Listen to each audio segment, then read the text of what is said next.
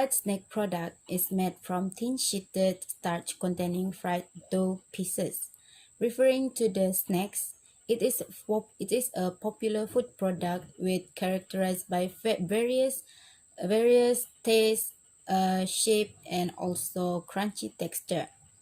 A significant proportion of this food product includes snacks can obtain from pellets which expand when fried in oil or baked. Frying process related to the dynamic events and simultaneous complex, which the frying medium, fat or oil is heated at the high temperature, which is the temperature must 365 degree Fahrenheit until 400 degree Fahrenheit. And because of this food containing a various type of nutrient, then this will cause an chemical reaction. Hello, my name is Genovese Atika and I'll be explaining about the benefits of fried snacks. Fried snacks are bad for health in general. However, there are also some benefits on eating fried snacks. Fried snacks contains nutritional value from the food that is being fried itself. For example, potatoes are high in vitamin C. Aside from that, frying oil also has nutritional value. Examples of healthy oil are soybean oil, canola oil, and olive oil. This oil contains polyunsaturated and monounsaturated fats. Nutritional value of fried snacks. French fries contains as high vitamin C as in raw potatoes. White potatoes retain most, if not all, of its potassium and dietary fiber even when being fried. Thiamine, a vitamin of B complex in shrimp tempura, loses lower when frying than shrimp that are prepared using other methods. The largest loss of vitamin thiamine occurred in a boiling, steaming, and poaching because of the water-soluble nature of the vitamin. Fried snacks that contain high carotenoids, such as yam fritter, can help reduce the risk of several chronic diseases like heart diseases, eye diseases, and certain cancers. Carotenoids in deep frying yam can be absorbed more easily in the body because carotenoids are fat soluble.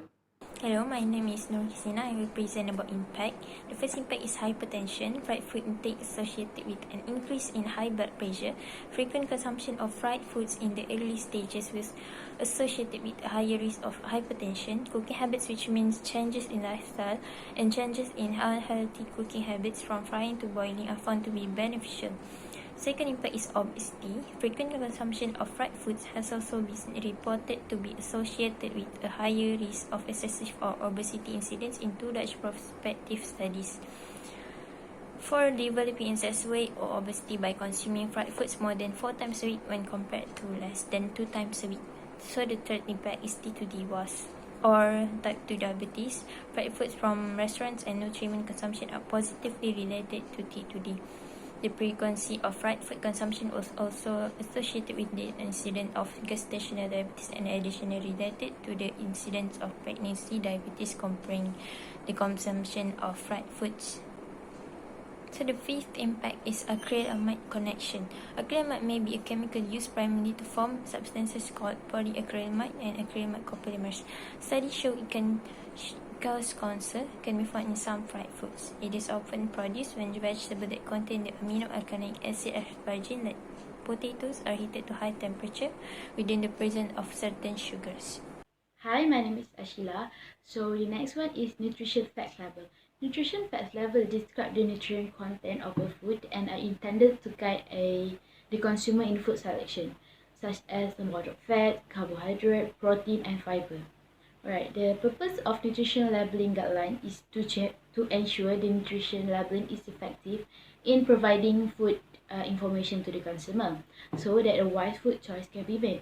The next one is nutrition data on the label should be reliable and not mislead consumer.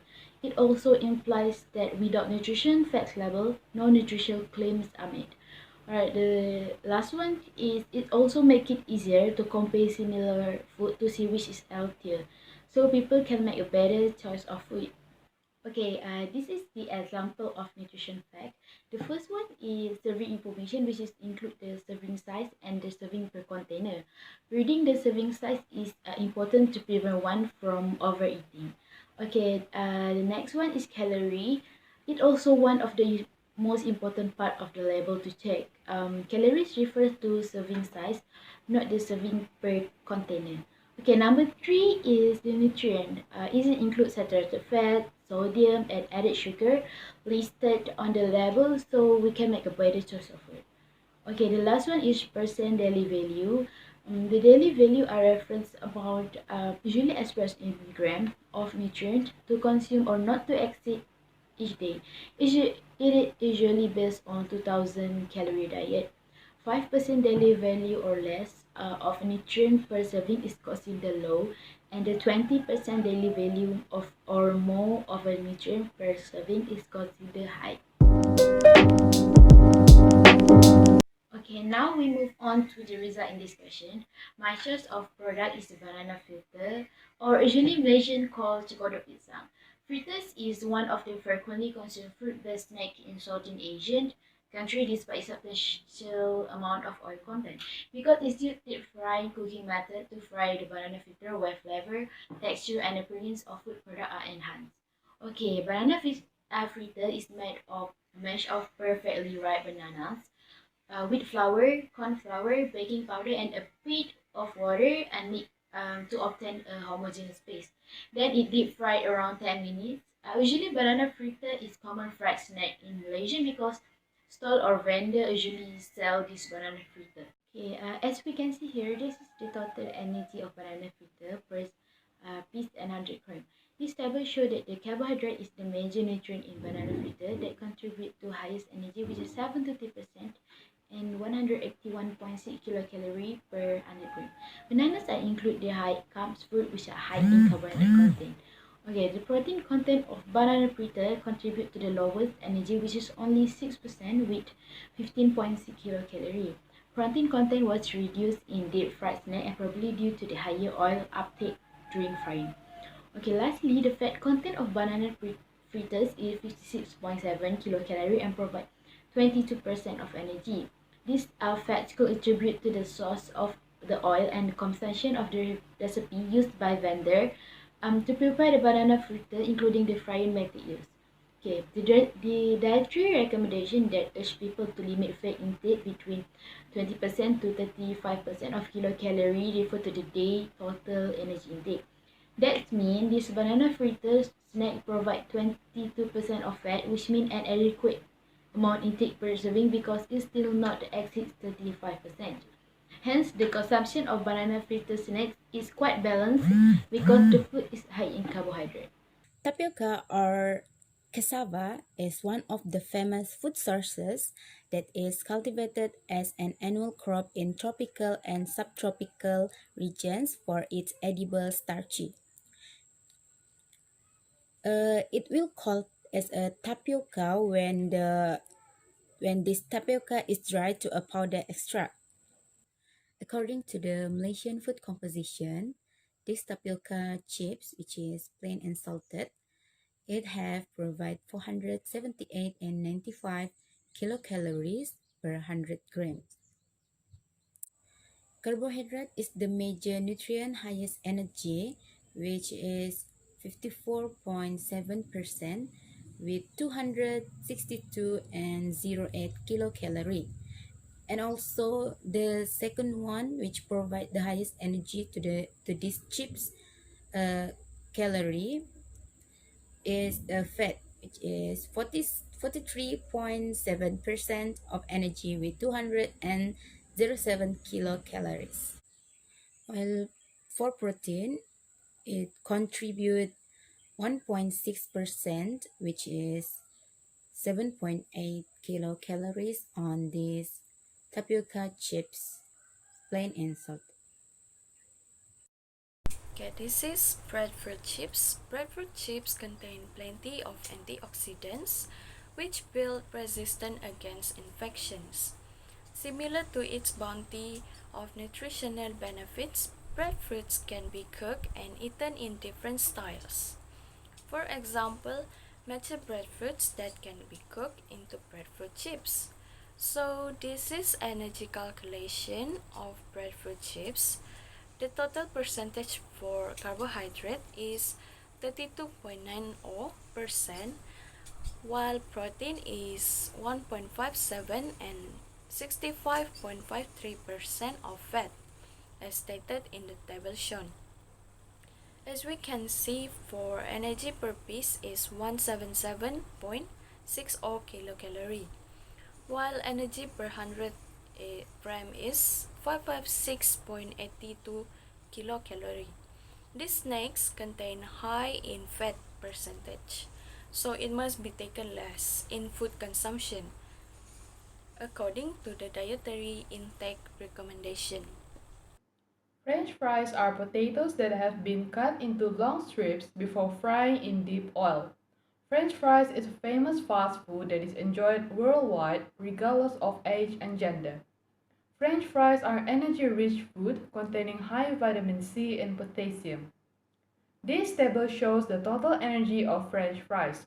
For 100 gram, French fries has total energy of 322 kilocalories. French fries has total percentage of 45% carbohydrate, 5% of protein, and 50% of fat. French fries cannot be consumed regularly because they have a high content of fats. So fish crackers are a kind of snack that is fashionable people from various groups in Malaysia.